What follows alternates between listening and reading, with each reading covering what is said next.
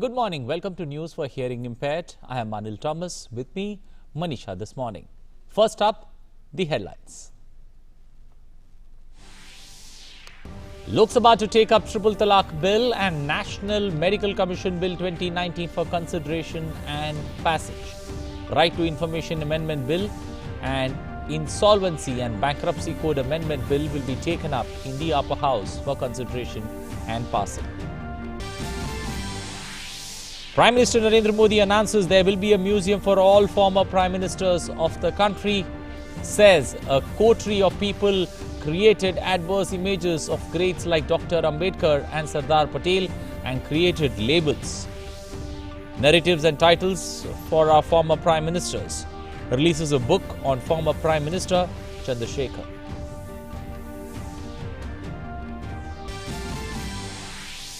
Cabinet Committee on Economic Affairs approves creation of buffer stock of 40 lakh metric tons of sugar for a period of 1 year. Official amendments to Aadhaar and Other Laws Amendment Bill 2019 gets Cabinet nod. Merger of National Institute of Miners Health with ICMR, National Institute of Occupational Health, also approved. Raksha Mantri Rajnath Singh tells Lok Sabha that there is no question of third-party mediation on Kashmir issue. Says Kashmir issue is a matter of national pride.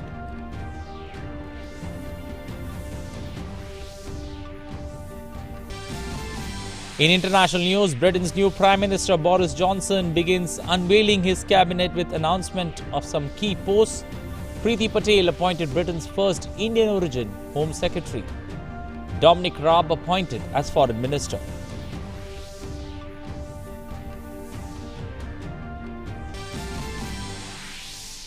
In a major setback to the social media giant Facebook, United States imposes a record $5 billion fine and other restrictions on Facebook in privacy probe.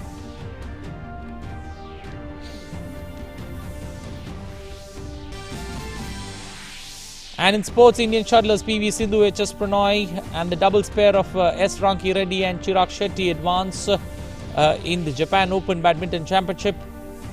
Kidambi Shrikant's poor form continues.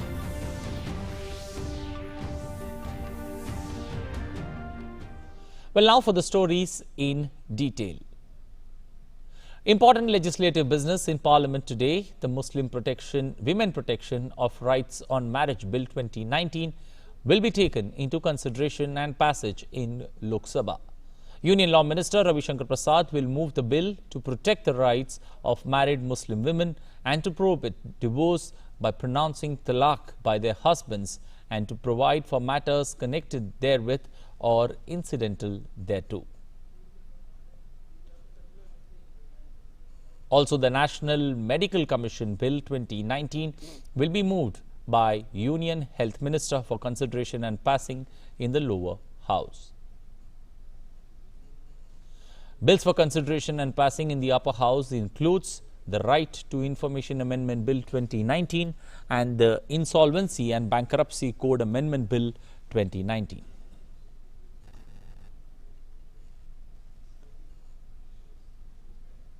Earlier on Wednesday, Lok Sabha passed Unlawful Activities Prevention Amendment Bill 2019, popularly known as the Anti-Terrorism Bill. The Act provides special procedures to deal with terrorist activities, among other things. The provision in the amended bill allows for terror suspects to also be designated. It also empowers the NIA to seize properties and conduct investigations. The House also passed Banning of Unregulated Deposit Schemes Bill 2019. In Rajya Sabha, the POXCO Amendment Bill was passed. The Act seeks to protect children from offences such as sexual assault, harassment and pornography. It provides for strict punishment for culprits who commit sexual offences against children, including rape. Simultaneously, there is a provision for jail and heavy penalties for child pornography as well.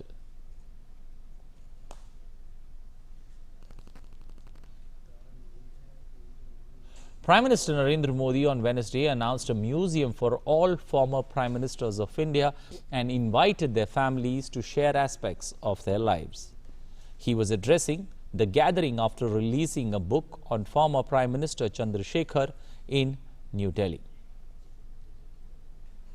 The Prime Minister said the former Prime Minister was a man of culture and principle.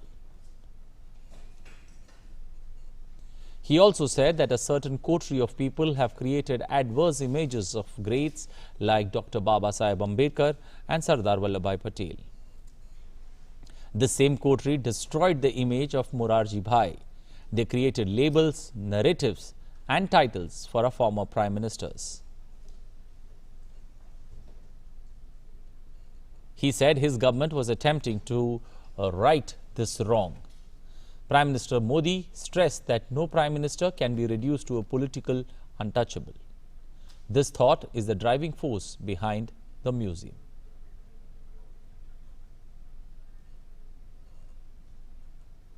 Several key decisions were taken by the Union Cabinet on Wednesday. Providing huge relief to sugarcane farmers, the government has announced an increase in the sugar buffer stock to 40 lakh metric tons. Many a times there is a surplus of stock of sugar which goes to waste, and second, the lack of fair price remuneration due to the low prices of sugar. Keeping this in mind, the government approved creation of sugar buffer stock from August 1st, 2019 to July 31st, 2020. Apart from this, the government has kept fair and remunerative price on sugarcane unchanged at 275 per quintal for 2019-20. Apart from farmers, the government also announced another major decision to give subsidy on the state schemes based on Aadhaar data under the Aadhaar and Other Laws Amendment Bill 2019. The government has also decided to dissolve the National Institute of Miners' Health and merge it with ICMR, the National Institute of Occupational Health, and has decided to sell off 481 acres of land belonging to the Fertilizer and Chemical Travancore Limited owing to financial losses. The land will be sold to Kerala government.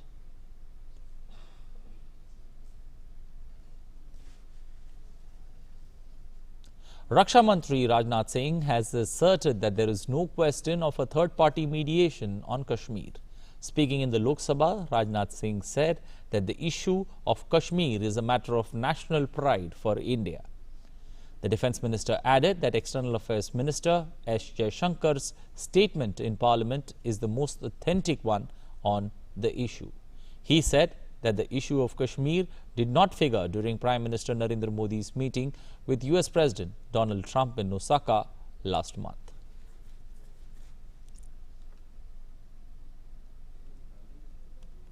India improved its ranking in the Global Innovation Index by 5 places to 52nd in 2019 from the 57th position last year. Commerce and Industry Minister Piyush Goyal released the Global Innovation Index rankings in New Delhi. The GII rankings are published annually by the Cornell University, INSEAD, and the UN World Intellectual Property Organization and the GII Knowledge Partners. Now in its 12th edition, the GII ranks 129 economies based on 80 indicators ranging from intellectual property filing rates to mobile application creation, education spending, and scientific and technical publications. While addressing the gathering, Piyush Goyal said that it has been made possible due to Prime Minister Modi's continuous efforts. Goyal said that the large set of people, including the remote areas of the country, understand the importance of innovation, moving with time for better facilities.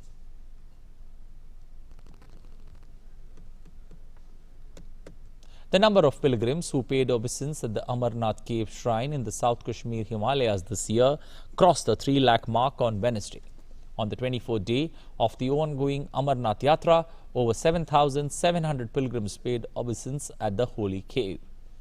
This takes the total number of pilgrims to have had darshan of the Shivling this year to 3,01,818 followers. In international stories, Britain's new Prime Minister Boris Johnson began unveiling his top team with the announcement of some key posts on Wednesday evening. In a cabinet that was already being touted as the most diverse in British history, Priti Patel became the first Indian origin Home Secretary. She was among the most vocal critics of former Prime Minister Theresa May's Brexit strategy. She replaces Pakistani-born Sajid Javed, who moves to the Treasury Department as the first ethnic minority Chancellor of the Exchequer. Sajid Javed, the former UK Home Secretary and one-time Managing Director of Deutsche Bank, was named the Chancellor of the Exchequer by Prime Minister Boris Johnson and tasked with managing the economy through Brexit. In a team that is fairly Brexit-focused, Dominic Raab, who had resigned as the Brexit Secretary from Theresa May's cabinet, is back in the front line as the new Foreign Secretary. He replaces Jeremy Hunt, Johnson's opponent in the contest for Tory leadership.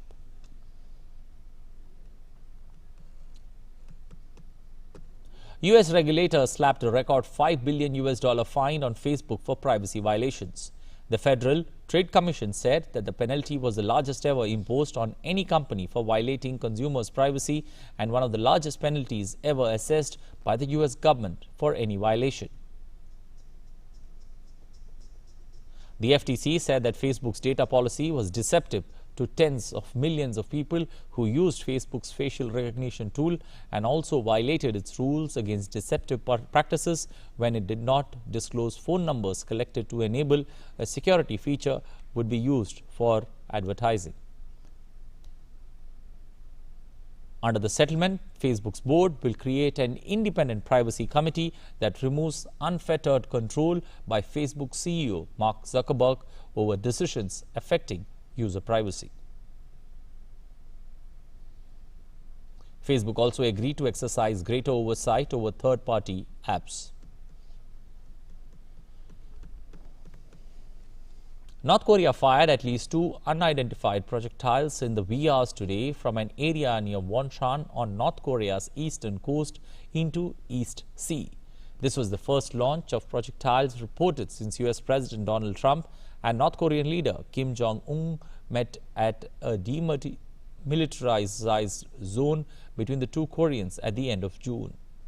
North Korea's last weapon testing was in May, which included both short-range missiles as well as smaller rockets.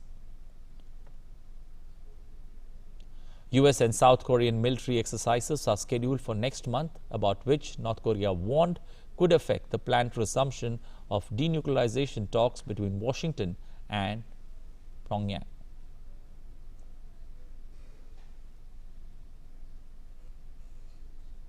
On to sports, India's PV Sindhu defeated China's Yu Hang 21-9, 21-17 in the Japan Open on Wednesday to enter the pre-quarterfinals. India's top badminton player wants to end her title drought in the Japan Open after losing the final of the Indonesia Open. Sindhu will next face the challenge of Japan's Aya Ohiri. A win would see Sindhu clash with Yamaguchi, who denied her the first title of the season last week in Indonesia. Well, that's all we have time for. Thanks for watching. Namaskar.